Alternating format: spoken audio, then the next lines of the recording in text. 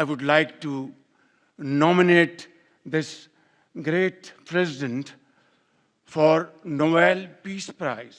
But I don't care. I don't care about Nobel Prize. I care about saving lives, just so you understand. No, I don't care about the Nobel Prize. মার্কিন president Donald Trump 2026 সালের Nobel শান্তি পুরস্কার দৌড়ে এবার বেশ শক্ত অবস্থানে আছেন।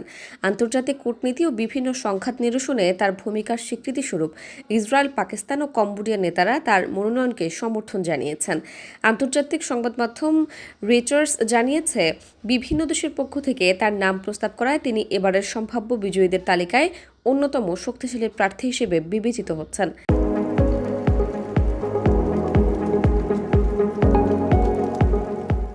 নরওয়েজিয়ান নোবেল কমিটির তথ্য অনুযায়ী এবছর মোট 287টি মনোনয়ন জমা পড়েছে, যার মধ্যে 208 জন ব্যক্তি এবং 79টি সংস্থা রয়েছে। কমিটির নতুন সচিব ক্রিশ্চিয়ান বার্গ হার্ভেইকেন বলেছেন, প্রতি বছর মনোনয়ন তালিকায় যে নতুনত্ব দেখা যায় তা তাকে বিস্মিত করে।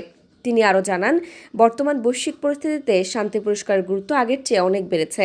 অন্যদিকে নরওয়ের আইন প্রণেতা লার্স হল্টব্রেকেন আর্কটিক অঞ্চলে শান্তি ও স্থিতিশীলতা বজায় রাখার জন্য আজা কেম্পসে এবং লিসা মর্কোস্কিকে মনোনীত করেছেন।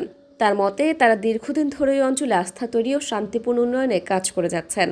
এছাড়া এবারের আলোচনায় থাকা সম্ভাব্য প্রার্থীদের মধ্যে রয়েছেন ইউক্রেনের প্রেসিডেন্ট ভলোদিমির জেলেনস্কি, মলদোভার প্রেসিডেন্ট মাইয়া সান্দু, জাতিসংঘের বিশেষ দূত ফ্রান্সেস্কা আলবানেসি এবং জলবায়ু আন্দোলন কর্মী গ্রেটা থানবার্গ।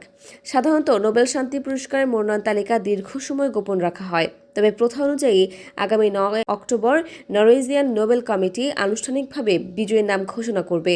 এরপর 10 ডিসেম্বর নরওয়ের অসলোতে আয়োজন করা হবে পুরস্কার প্রদান অনুষ্ঠান।